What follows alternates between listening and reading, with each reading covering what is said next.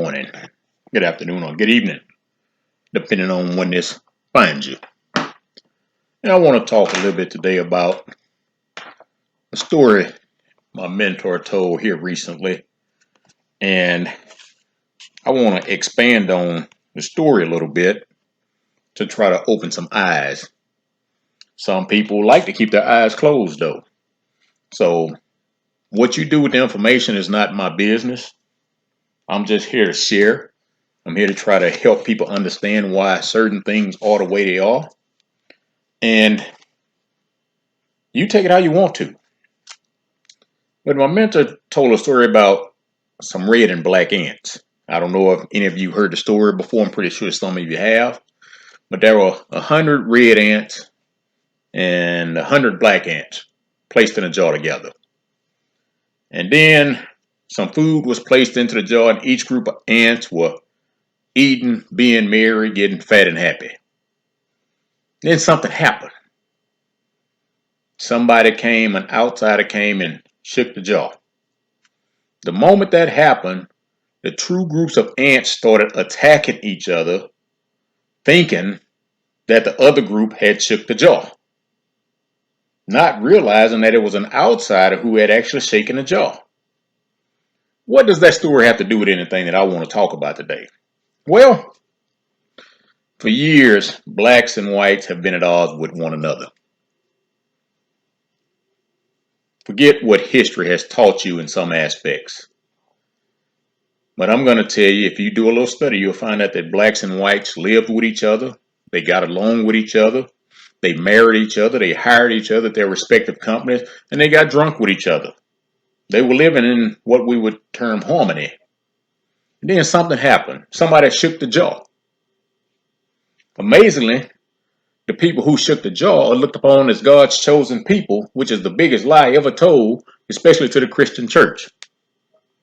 I was listening to the pastor at the church that we used to attend, and because of my health issues, of course, been kind of watching church online, and I had to tune him out on a recent message because he was talking about Bible prophecy and how prophecy was fulfilled in 1948 with Israel. I said, man, this dude don't know jack, but Christians believe it because God said when his chosen people were returned home, there will be peace in that area of the world. Ain't been no peace in that area of the world since 1948. So how they going to be God's people? But I'm not here to talk about that. But how can God's chosen people not even believe in his son?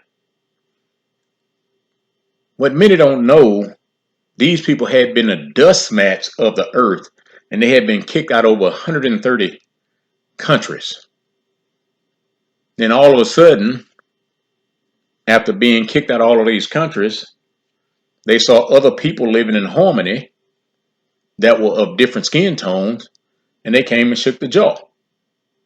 And what most people don't know, because society has conditioned everybody that ghettos are places that black people live. See, they tell you ghettos are where black people live, and trailer parks are where poor white people live. But what they'll never tell you is who the original ghettos were named for. The jaw shakers. Now, when you are hated by many of the cultures around the world, regardless of where you are, you need to try to figure out a way to get that off your back and put it on someone else's.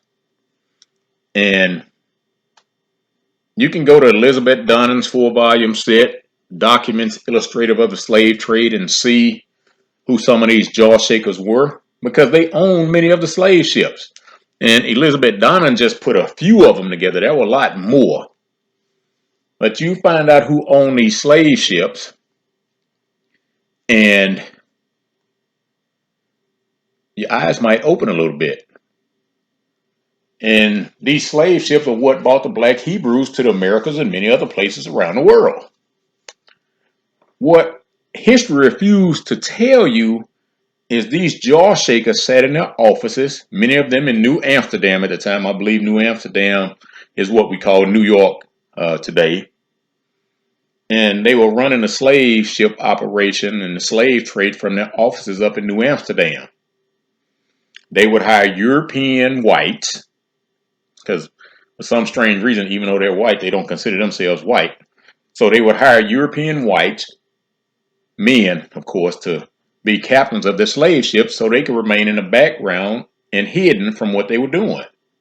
History will also not tell you that many white men did not earn at the same rate that their black Hebrew counterparts were earning. So when they got those jobs as ship captains, they thought it showed that they were superior because they got those jobs and were placed as overseers over the black Hebrews that were being brought to different countries to perform slave labor.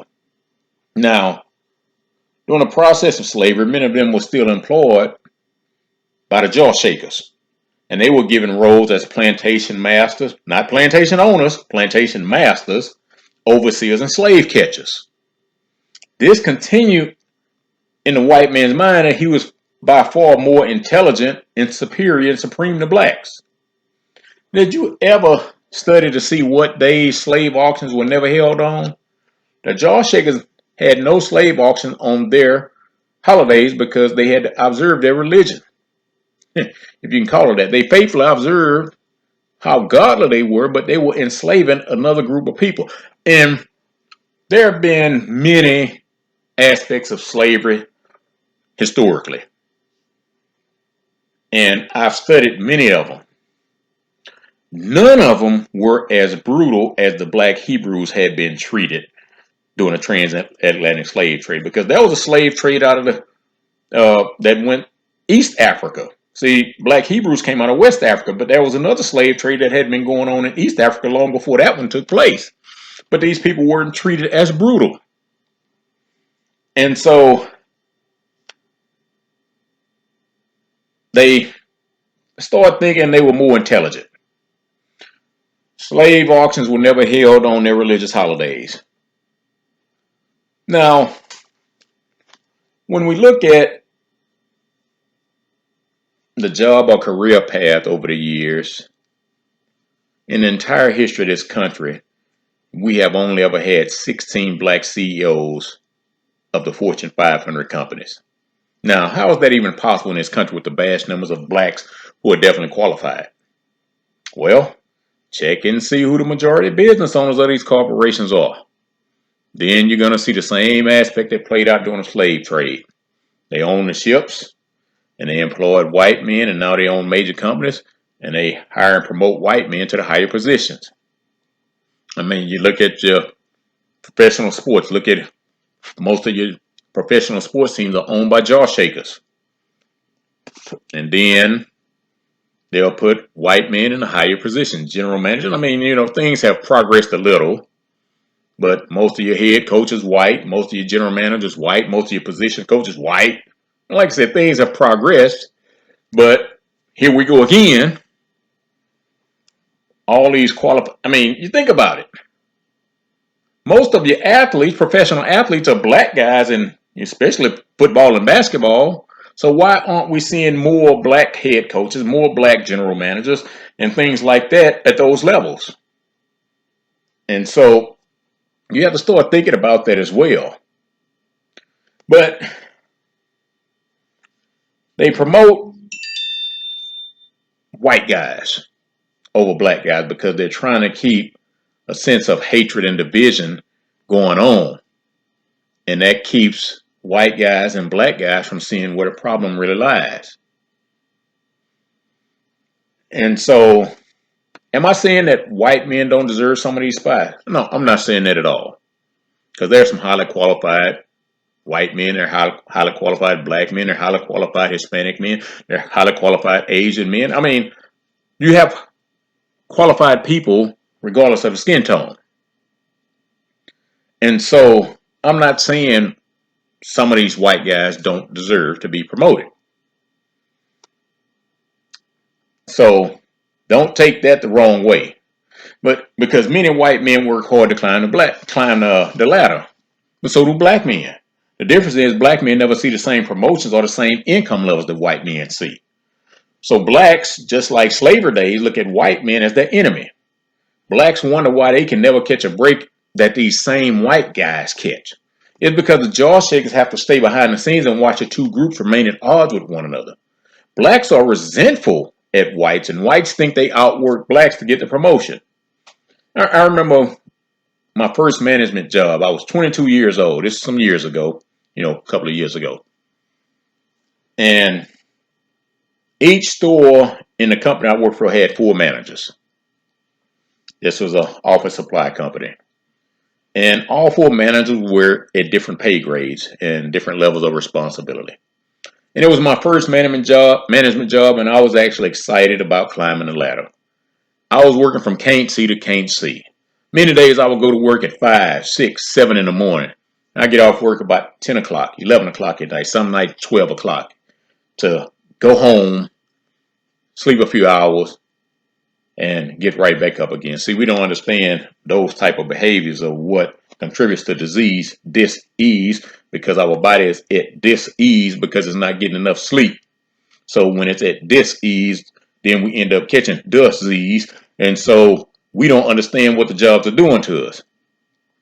But I was working from can't see to can't see.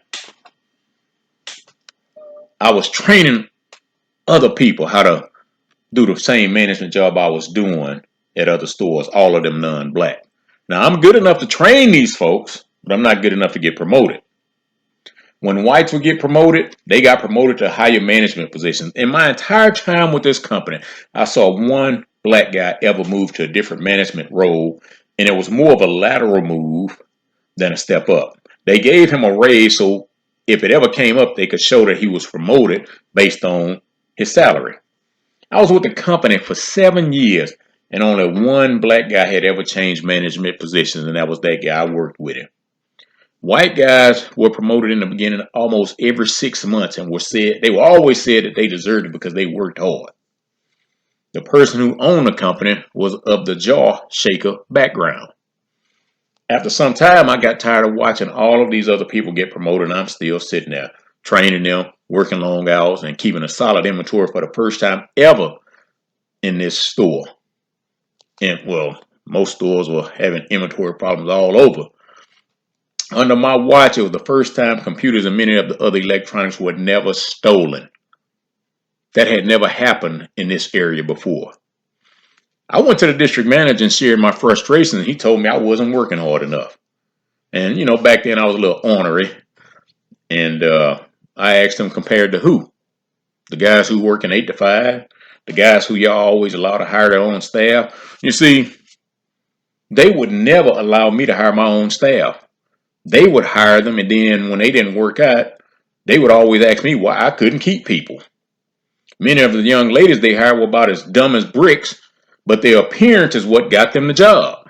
They would come in decked out in their dress suits, with their lipstick on and everything. I mean, they looked beautiful, but they were dumb as bricks. And then when I would complain about the people they were hiring for me to work for me, they would get upset with me. But, enough of my job situation back then. I just thought I'd throw that in there because, I lived it. And if we were to do a little research, well, I've done the research. If you were to go out and do you a little research, you would see what background most of your attorneys come from. That's one of the reasons the black Hebrews can't get any justice in this system. Why would these attorneys do anything to help black Hebrews when their entire existence has been spent trying to hold us down and focus on a fabricated enemy, which is white men, white people? Sure, Joe Biden wrote the crime bill and Slick Willie signed it, but you have to dig a little deeper and see who controls the injustice system. There were police officers who said they were incentivized to pull over blacks more than any other people. And sadly, many blacks can't afford top-notch lawyers. See, it's all working hand in hand in this system. Don't pay as much, then you can't afford to do things in case you get in trouble. See, it all works hand in hand. You don't understand that. And see, you got some people, white supremacy, white supremacy, white supremacy, white supremacy. And You're going to have to do a little bit more research. It's not white supremacy you're fighting. Oh, it's a supremacy you're fighting, but it ain't white supremacy since they don't consider themselves white. And so police officers incentivized to pull over blacks more than anybody else. And since many blacks can't afford top-notch lawyers, they get stuck with public defenders. And public defenders are basically overloaded. You know, they throw so many cases on them people, it's not even funny. And so public defenders go in with partial information, not really even talking to the person to see what they got picked up for or locked up for. And then they start encouraging them because of the prosecution and all of this other stuff to take deals for shorter prison sentences, even if they're innocent. You know, we won't charge you with murder. We'll let you go with manslaughter if you just agree to do 7 years instead of 25 to life. And that's how they get a lot of black people stuck in that system. And so the system removes black men from being producers, which opens up our women and children to predators. Find out who a lot of your predators are. A lot of them are jaw shakers. And I'm not saying they're the only ones, but a lot of them are. I mean, look at a lot of your movies and TV shows and see who the executive producers are. And then you'll find out who the jaw shakers are. You have to find out the backgrounds of these executive producers. And then you look at what's being promoted on TV, and then you'll find out who your jaw shakers are. And so, not too long ago, maybe a couple of years ago, right before the flu on steroids hit, I was meeting with a business counselor or advisor, whatever you want to call it. And he was of the jaw shaker background. I told him of a recent business experience I had and how the other business person had gotten over on me. And he told me just leave it alone and chalk it up as a loss. I asked, what about letting other people know so they don't get burned as well? He said, oh, don't worry about all that. And after a few visits to his office, I noticed something. Every black person that went there was assigned to the same jaw shaker, the guy with the jaw shaker background. The jaw shakers always want to keep their thumbs on the heads of black Hebrews in order to make sure that we can never rise economically. There were several counselors available, but the organization picked out who our counselor was going to be, especially if we were black, and we all had the same counselor. And people think when I do a message such as this that I'm spewing hatred. That's the last thing I ever want to do. That's the last thing I ever have any intentions on doing. And if you took this message the wrong way, I'm not apologizing. You need to get over yourself because I'm telling you the truth. And that's what many people have problems with, the truth. White people. You're not superior to black folks. Black folks. You're not inferior to whites. Black and white people both. You need to find out who shook the jaw. When you do that, you'll be on your way to understanding things a whole lot better. Talk to you next time.